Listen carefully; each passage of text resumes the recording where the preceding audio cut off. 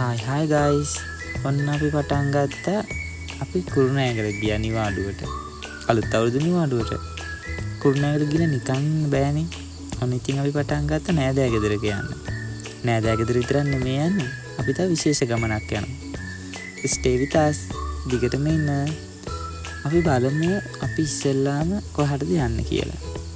අපේ නෑදෑ ගම තියෙන කුලියාපිටිය. දැන් අපි මේ යන අතරමඟදී ඉරිඟු කඩයක් හම්බුණා. ඊටාම සහනදායි මිලකට.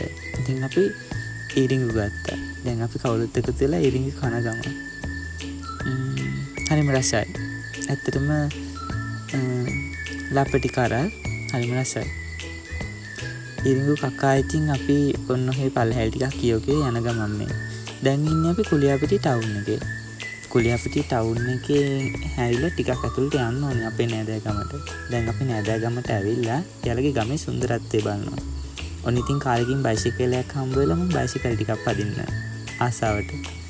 මම හිතන්නේ මේ බයිසිකලයක් පදින්නේ අවුරුදු ගානකින්. අපි මුලින්ම මේ ගමිය ඇවිල්ලා බලන්න ආවේ මෙහි තියෙන ලස්සන ලොකුම වැවක්. මේක ගොඩාක් පෞරාණික වැවක් කියලා තමයි මේ කට්ටිය නම් කිව්වේ. ඉස්සර නම් මේකේ හැමෝම වගේ නානවලු. දැන් නම් වතුර වැඩි නිසා මේ දවස්වල කවුරුවත්ම නාන්නේ නැහැ.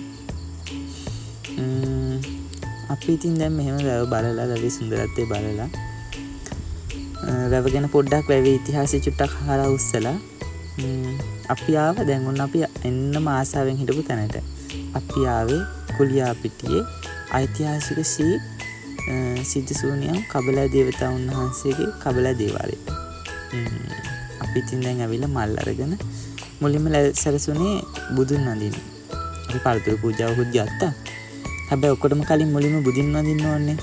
ඉතින් අපි බුදුන් වඳින්න යන තමයි මේ ලෑස්තිය. දැන් අපි බුදුන් වඳින්න යන්න දැන් පළතුරු පූජා වෙනකන් හිටියේ. දැන් අපි බුදුන් වඳින්න යනවා මුලින්. බුදුන් වඳලා බෝධීන් වහන්සේත් වඳින්න තමයි දැන් අපි මේ යන්නේ. මේක ඊටාම ඓතිහාසික පුරාණ බෝධීන් වහන්සේ නමක්.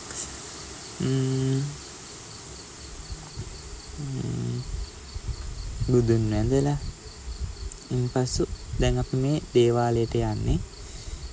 දේවාලය අපිට සම්පූර්ණම ඔයගොල්ලන්ට පෙන්වන්න බැරි වෙයි. මොකද මේක වීඩියෝ කරන්න එහෙම වැඩි ප්‍රසිද්ධියට ලක් කරන්නේ නැති නිසා කවුරුවත්.